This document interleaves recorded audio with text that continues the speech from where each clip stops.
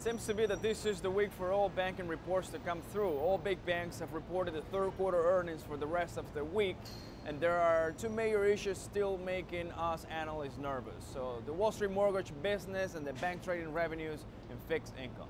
JP Morgan reported a quarterly loss on Friday, but that was a special case due to the government's legal crackdown on the bank. Citigroup, on the other hand, this Tuesday posted disappointing results for its third quarter as the bank, like its peers, was hit by a slump in fixed income trading and mortgage banking revenue. Both core earnings and revenue missed the estimates of analysts that were polled by Thomson Reuters. Citi, which in the year earlier period logged a $4.7 billion charge tied to its brokerage joint venture Morgan Stanley Smith Barney, reported a profit of $323 billion and a $1 a share, compared with a profit of $468 million to 15 cents a share a year earlier. However, stripping out one item of the devaluation adjustments, which are charges or gains that the bank books in relation to the value of its own debt per share earnings, were down about 1.02 to 106. Revenue rose 30%, but dropped 4.9% on an adjusted basis to $18.22 billion. Bank of America Corporation today actually reported net income rose to $2.5 billion in the third quarter from a $340 million year ago.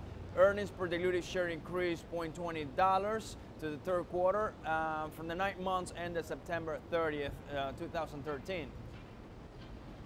All of this relative to the year-ago quarter. The results for the third quarter of 2013 were driven by reduced negative credit valuation adjustments on the actual company's credit spreads and increases in equity investments, net interest income and investment and brokerage income. The company also benefited from improved credit quality and lower expenses. These factors were partially offset by lower mortgage banking income and the negative impact from remeasuring certain deferred tax assets due to the UK corporate income tax rate reduction, which was enacted in July 2013. Investment bank Goldman Sachs is forecast to issue its fiscal third quarter earnings of 2.58 cents per share on revenue on 7.40 billion, compared to a profit of last year, which was over 8.4 billion in the same period. Morgan Stanley on Friday is expected to report its fiscal third quarter earnings, 40 cents per share on revenue, that's 7.7 billion, compared with a loss of 55 cents a share on revenue last year. This past Tuesday, the shares of Morgan Stanley were down 0.67% to close at $27.99. First, and we saw issues around this on Friday with JP Morgan and Wells Fargo. Rising interest rates are cutting into banks' mortgage or origination businesses.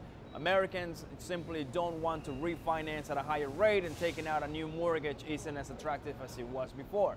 At JP Morgan, that meant that the pace of new mortgages has slowed dramatically.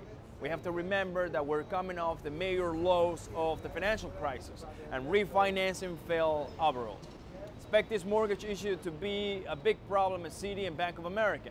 Our analysts are also worried about trading revenue, specifically when it comes to fixed income markets.